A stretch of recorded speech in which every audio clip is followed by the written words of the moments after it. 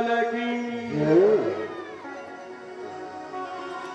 नारद जी का आगमन हुआ। अजामिल ने देखा कारो सुबह से परेशान है, कोई नहीं आया। इधर इधर बाबा जी कुछ मांग जांच करके ले आए क्या? झोली हमको दो। नारद जी ने कहा हम कुछ मांगने वाले बाबा नहीं हैं, भिखारी बाबा नहीं हैं। कहा झोली में क्या है? कहा लो। तो लेते हैं तो क्या है? झोली से निकाला तो शंख, शालिग्राम की मूर्ति।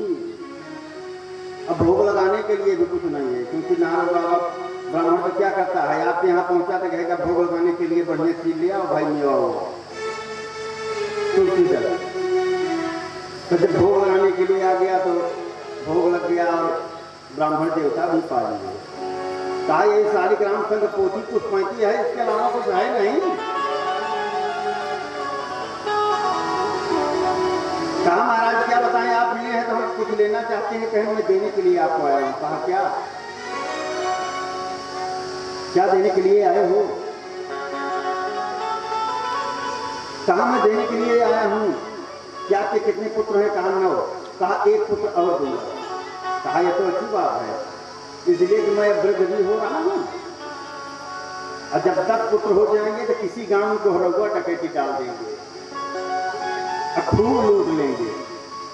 भाई चोर तो अपनी बात समझेगा ना, जो चोर है अपनी बात समझेगा, और जो रईस है सत्संगी है वो अपनी बात का ध्यान देगा। कहा लेकिन एक काम करना पड़ेगा। कहा क्या? कहा नामकरण मेरे हिसाब से। कहा महाराज बिल्कुल पुत्र हो, नाम जो कहिए तो। कहा उसका नाम रखो नारायण। कहा ठीक, इसमें कौन सी बड़ी बात है, नारायण रख दूंगा। समय आया उसका नाम नारायण रखा गया। और नारायण रखने के बाद एक दिन जब समय आया पुत्र हुआ तो छोटे बच्चों से बड़ा स्नेह होता है सब कुछ, छोटे से ही सब कुछ मांगते हैं। तो नारायण का नाम ले रहे हैं। अगर पानी चाहिए बेटा नारायण पानी लाओ, अरे छड़ी ले आओ, वस्त्र ले आओ, तो नारायण का नाम लेते हैं। तो नारायण का नाम लेने से परमात्मा का नाम निकल आता है। और यह नाम इतना असरकारी है, इतना असरकारी है कि जिस भाव से ही इस नाम को लो, चाहे प्रेम से लो और चाहे बैर भाव से, सब नीचे काम करे। बहुत असरकारी नाम है। और एक दिन अचानक बीमार हुआ, यमराज ने अपने दूतों को भेजा। कहा जाओ अजामिल के प्राण पकड़े ले आओ। अब आकर के यम के काले काले दूध जो हैं खा लिए। और जब काले काले दूध खा लिए तो अजामिल घबराया, कहता बेटा नारायण आओ, ये देखो तो कौन आ गए हैं। इतने में नारायण के दूत आ गए। वो माताएं भी बोलती रहे कि दिक्कत हो रही है, आज एकादशी है, हम भी तो बरते हैं, तो बोलते रहिए। यह है कि हम व्रत हैं भाई, फलाहार कुछ जम करके किए हैं, कहीं कोई कमी नहीं है। कुछ ज्यादा हमको लोग खिला देते हैं, कहते हैं कि ठीक है भाई अब आपकी आस्था है तो आप लोग भी फलाहार करके खूब आइए, लेकिन राधे राधे नाम का उच्चारण करते रहिए। एक बार जोर से बोलिए श्री राधे। अब इस प्रकार से दूत लोग जो है आ गए। अब विष्णु पार्षद से एवं यम के दूतों से दोनों से युद्ध हो रहा है। अजामिल देख रहे हैं। विष्णु के दूतों ने यम के दूत को मार भगाया। यमराज के दूत जो मार खा गए हैं, जैसे मार खाए जाकर के यमराज से कहा, हे महाराज एक बात समझ लीजिए। आप कहा क्या? कहा तो कि अपना जो है खाता होता वही खाता ठीक समझ करके तब हमको भेजा कीजिए। कहा क्या? कहा हमने नारायण नाम लिया, इतने में यमराज ने क्या किया, मुंह पर से लगा लिया अंगुली। कहा क्या हुआ, बोलने नहीं दो, कहा बिल्कुल साफ नहीं। अरे जो पवित्र नाम बोल रहे हो ना, जो हमारे यहाँ नरक में यातना भोग रहे हैं ना, एक बार यह नाम कान में पड़ गया तो सबको मोक्ष हो जाएगा, इतना असरकारी नाम है। तो अब घुमा करके बात कर रहे हैं। कहा क्या बताएं, उनके दूत आ गए। कहा उनके दूत नहीं आ गए, उनकी तपस्या आ गई। वो समय था अजामिल को ज्ञान मिलना था। अजामिल ने क्या किया कि पुनः वो क्या करता है कि देखता रहता है दृश्य, और जब दोनों दूत वापस चले गए तो अजामिल भी घर छोड़ करके सुंदर काशी नगरी में जाता है और वहीं परमात्मा का भजन करता है, और भजन के प्रभाव से अंत में मोक्ष को प्राप्त करता है। अब आइए सप्तम स्कंध में प्रवेश करते हैं, क्योंकि कथाएं बहुत हैं। 2 बार भगवान नाम का उच्चारण करते हैं, क्योंकि अगली कथा सुन रहा है तो भगवान नाम का उच्चारण बोलो श्री राम जय राम जय जय राम, बोलो श्री राम जय राम जय जय राम, बोलो श्री राम जय राम जय जय राम, श्री राम जय राम जय जय राम, श्री राम जय राम जय जय राम, श्री राम जय राम जय। बोलिए वृंदावन बिहारी लाल की जय। अब 17वें स्कंध में भक्त प्रहलाद की कथा बहुत सुंदर है। कल के प्रसंग में आपने सुना था हिरण्याक्ष की कथा। जब हिरण्याक्ष की कथा, जब हिरण्याक्ष का वध भगवान ने सूकरा अवतार लेकर किया,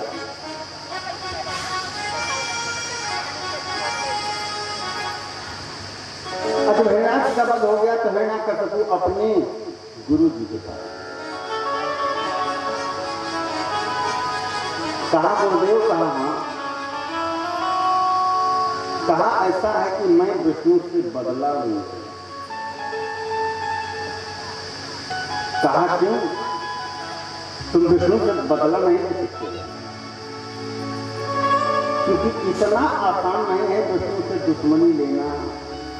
कहा नहीं, हमारे भाई को उन्होंने मारा, अरे भाई को मारा है तो मैं उनसे बदला लूंगा।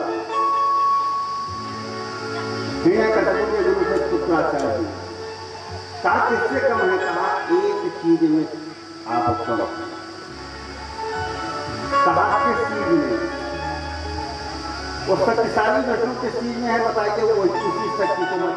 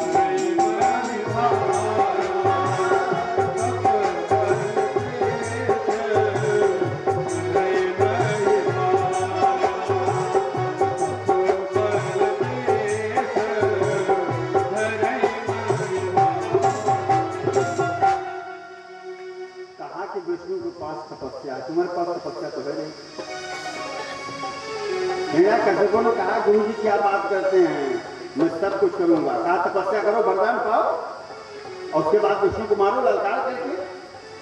कहा ठीक तपस्या करेंगे। चल दिए तपस्या करने के लिए हिमालय की कंदरा में। और जैसे तपस्या कर रहे हैं कि इतने में दो पक्षी आए बोल रहे हैं सीताराम सीताराम। हिरण्यकशिपु को क्रोध आया, कहा हम तपस्या करने के लिए आए हैं और ये पंछी मुझको करने नहीं देगा। वापस आ गए, वापस आ गए। उनकी धर्म पत्नी कयाधु देवी, कयाधु ने देखा कहा हमारे पतिदेव तपस्या करने के लिए गए थे, कहा था कि भाई अब नहीं आऊंगा, ये तो महोदय जी आ गए। दूर से सुनती है मंत्री से, मंत्री कहता है कि महाराज जी कैसे आगमन हो गया। कहा क्या बताएं, तपस्या करने के लिए गए थे, दो पंछी बोल रहे थे सीताराम सीताराम। कयाधु बहुत प्रसन्न हो गए कि हमारे पतिदेव मैं बार बार कहती थी कि भगवान का भजन करो, राम राम करो, कृष्ण नाम पुकारो, लेकिन कभी नहीं करते थे। आज सीताराम कह रहे हैं। तो हमने कथा में सुना था यह नाम बहुत तारक मंत्र है, बहुत जपना चाहिए और 108 बार जप ले तो बहुत पुण्य होता है। तो कयाधु क्या करती है कि जो राज्य के सैनिक हैं ना दरबार के, सबको कहते थे कि जाओ और मैं सुनूंगी कि वो पंछी क्या कह रहे थे, इतना बुलवा दो बस बस काम बन जाए, सब पहुंच जाए। महाराज वो पंछी क्या कह रहा था, सीताराम सीताराम। सबसे कहलवाई जब कयाधु के पास पहुंचे, महाराज जी कैसे आप वापस चले गए, तपस्या नहीं किए। अरे वो सीताराम पंछी बोल रहा था भाई। फिर दोबारा, अरे वो पवित्र नाम कौन सा है। हिरण्यकशिपु क्या कहा, हमारे दुश्मन का नाम पवित्र। अरे कहा भूल गई महाराज जी। अरे वही अपवित्र नाम क्या है, कहा सीताराम का। जब तक हिरण्यकशिपु भोजन किए, जलपान किए, नाश्ता किए, विश्राम किए, सोने लगे, तब तक 108 बार का संकल्प किया था और रात्रि होने तक 1008 बार नाम उच्चारण करवा दिया। और उसी रात को वो गर्भवती हो गई। श्री राम, क्योंकि परमात्मा का नाम ले रही थी, इसलिए प्रहलाद जैसे राक्षस, हिरण्यकशिपु जैसे राक्षस के धर्मवीर प्रहलाद पुत्र हुए। अगला दिन जैसे हुआ पुनः चल दिए, अपना जब तपस्या करने के लिए निकले तो अगले दिन पहुंच गए और अंगूठे के बल खड़े होकर के दोनों हाथ ऊपर उठा करके ब्रह्मा बाबा की 1000 वर्ष तक तपस्या की। और 1000 वर्ष तक जब तपस्या किया,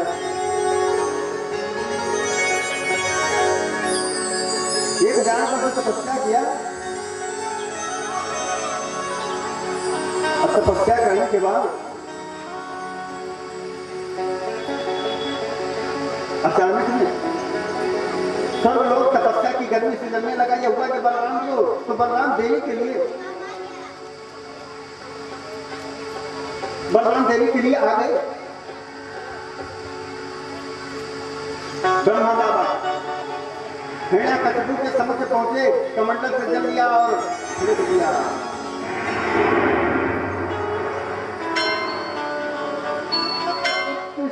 भद्रम ते तपः सिद्ध्योऽसि काश्यप, वरदो हमन प्राप्तो प्रियतामि कितो वरः। अरे उठो, तुम्हारा तप सिद्ध हो गया। उठो। तब हिरण्यकशिपु ने कहा तुम कौन, कहा जिसकी तुम पूजा कर रहे थे वही। कहा ठीक है वरदान दोगे, कहा हाँ, जितना वरदान चाहो उतना ले लो। हिरण्यकशिपु ने कहा कि जितना नहीं, बहुत ज्यादा नहीं, एक वरदान चाहिए,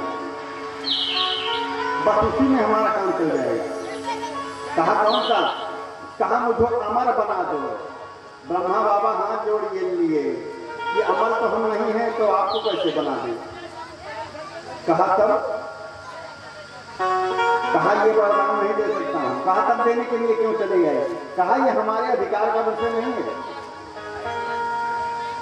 कि हम आपको दें। कहा तब किसके अधिकार का विषय है ये। कहा मेरे अधिकार का विषय नहीं है। इसके अलावा जितना वरदान मांगना चाहो मांग लो। कहा सब कितना दोगे। कहा जितना मांगोगे। तब मांगता है, कहता है कि मेरी मृत्यु न दिन में हो न रात में हो, मनुष्य आपके बनाए हुए किसी पशु पक्षी जीव जंतु से न हो, न घर के अंदर हो न घर के बाहर हो। मांगना चालू कर दिया तो मैं भूत नहीं झाड़ता हूँ भाई। भूत के लिए किसी ओझा के पास जाओ, हम तो यज्ञ करवा देंगे, अनुष्ठान करवा देंगे, ये सब आज इत्यादि करवा देंगे, लेकिन भूत हम नहीं झाड़ पाएंगे। तो हिरण्यकशिपु कहता है भूतों से भी मेरी मृत्यु न हो। ताकि भूत से भाई मृत्यु नहीं और सुरक्षित हो। अब इस प्रकार से वरदान पा करके तत्काल घर आया। गुरु के पास गया, गुरु शुक्राचार्य जी के पास। कहा वरदान पा गए। कहा क्या दिक्कत है। तो विष्णु से लड़ाई किया जाएगा। इनके पुत्र हुआ प्रहलाद। अब तो हिरण्यकशिपु जो है करते क्या है कि जब कोई धन वैभव अचानक पा जाता है तपस्या ना, तो घमंड में रहता है। तो घमंड क्या कर रहे हैं। वो ये कह रहे हैं कि ऐसा है कि जो शक्तिशाली हुआ ना सबसे पहले ब्राह्मणों पर अत्याचार किया। चाहे इसको देख लीजिए। अंग्रेज आए तब भी उन्होंने कहा कि भाई ब्राह्मण ये ब्राह्मण जो है ना इससे नहीं जीता जा सकता। इस तरह मुसलमानों ने भी ब्राह्मण पर अत्याचार किया। और जब हिरण्यकशिपु ताकतवर हुआ ना तो उसने भी ब्राह्मण के ऊपर अत्याचार किया। कहा कोई भी ब्राह्मण जब पूजा संध्या गाती अगर करता हुआ मिल जाए तो उसका गला काट दो। वो जीवित न रह पाओ। हमारे राज्य में किसी की पूजा नहीं होगी, कोई यज्ञ नहीं होगा। अगर यज्ञ होगी पूजा होगी तो केवल मेरी हिरण्यकशिपु की।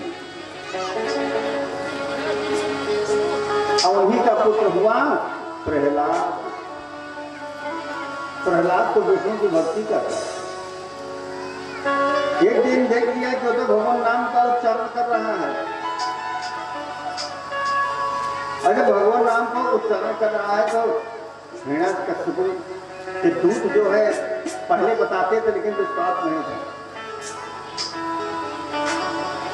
अब आप स्वयं देख लिया तो बुलाया। कहा कि ये बताओ कि कोई हमारे घर में ऐसा है कि जो कि हमारे बेटे को बिगाड़ रहा है, विष्णु की भक्ति बता रहा है। कौन है कि जो विष्णु की भक्ति बता रहा है।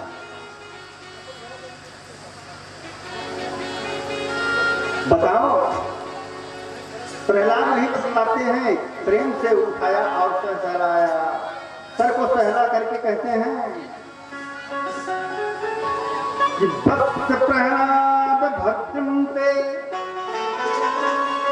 सत्यम कथय मामृखा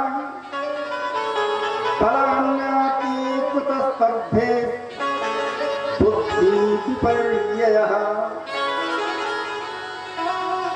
अरे बेटा प्रहलाद कहा ये बताओ ये तुम्हारी बुद्धि किसने पलट दिया है भैया। किसने पलटा। कहा कुछ नहीं बिगड़ गई। केवल विष्णु ही सत्य है और सत्य नहीं है। तुरंत क्रोध आया, तलवार उठाया। तुम्हारा मैं गला काट दूंगा। उनकी धर्मपत्नी के आदमी आए। अरे स्वामी जी क्या कर रहे हैं। अपने बेटे को मारने चल रहे हैं। बेटे के लिए लोग क्या क्या करते हैं। अब आज बेटे को मारने के लिए चल रहे हैं, गलत कर रहे हैं।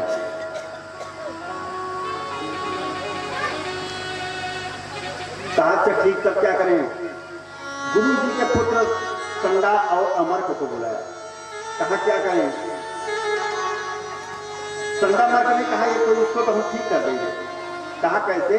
कहा जो आपका हिरण्याकशिपु छल कपट विश्वविद्यालय है ना, जिसमें केवल छात्रों को छल कपट की शिक्षा दी जाती है ना, उसमें मैं प्रवेश करा दूंगा, उन्हीं में पढ़ाऊंगा। क्योंकि संगत से गुण होत हैं, अब संगत से गुण जाए। तो जब छल कपट की ही शिक्षा दी जाती है, छल कपट के ही लोग होंगे, तब कहां दिक्कत होगी? कहा ठीक है, संडा मर्ग जी चले गए। और संडा मर्ग जी जब ले गए विद्यालय में, तो विद्यालय में जब प्रवेश कराया तो प्रहलाद को ले गए पढ़ाने के लिए कक्षा में, और ब्लैक बोर्ड पर लिख दिया कि बेटा देखो ये है अक्षर है का। प्रहलाद ने कहा गुरु जी रुक जाइए। कहा क्या? कहा यह अक्षर है का। कहा हाँ। कहा लेकिन का तो बाद में आया, पहले अक्षर आया। अक्षर किसे कहते हैं, जरा इस पर प्रकाश डालिए। संडा मर्ग जी ऐसे अपनी खोपड़ी 3 बार पीटे। कहा अभी आया है, इसको अक्षर हम बताएं? कहा बाद में। कहा नहीं, पहले अक्षर है तो बाद में क्यों बताएंगे? जब पहले अक्षर है तो बाद में क्यों बताएंगे गुरुदेव? अगर आपको ना आता हो तो मैं ही बता दूं। संडा मर्ग जी ने सोचा कि क्या बताएं, यही बता दे। ये बता दे जब तो हम समझ रहे। कहा अच्छा तुम ही बताओ। कहा हम बता रहे हैं। कहा गुरुदेव जो ना क्षरत सह अक्षरा, जिसका कभी विनाश नहीं होता है वो अक्षर है। और अक्षर कौन सा है? विनाश किसका नहीं होता? परमपिता परमात्मा का नहीं होता, विष्णु का नहीं होता। इस प्रकार से प्रहलाद गुरुए जी को पढ़ाने लगे आधा घंटा। आधा घंटा के बाद गुरु जी को होश आया कि मैं अध्यापक हूं कि ये तो हमको विष्णु की भक्ति बता दिया। कहा देखो उसी में मध्याह्न अवकाश का समय होगा, जिसको कहते हैं इंट्रो। संडा मर्ग जी ने कहा कि एक निवेदन है। कहा क्या? कहा अभी तक तो जब छुट्टी होती थी, अभी तक जब छुट्टी होती थी ना, तो हम बेचैन से जाकर के जल जलपान करके आते थे, मध्याह्न अवकाश होता था। और अब जो है आज तुम आ गए हो। कहा गुरु जी कहीं कोई दुष्टता नहीं होगी। कहा जब हमको विष्णु की भक्ति का नहीं गुरु कहीं दुष्टता नहीं होगी। कहा राजा के लड़के हो, ऐसा ना हो किसी को तुम मार दो। कहा नहीं ये हो ही नहीं सकता गुरुदेव, हम राजा के लड़के हैं, ये हमको तो अभिमान नहीं, ये घमंड थोड़ी। गुरु जी चले गए। अब प्रहलाद ने सबको बच्चों को बुलाया, कहा इधर आओ इधर आओ। कहा क्या? कहा गुरु जी ने कह करके गुरु जी ने कह दिया है कि कहीं कोई दंडता नहीं होगी।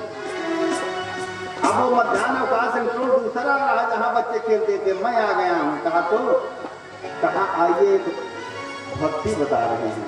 भक्ति प्रहलाद बच्चों को बता रहे हैं।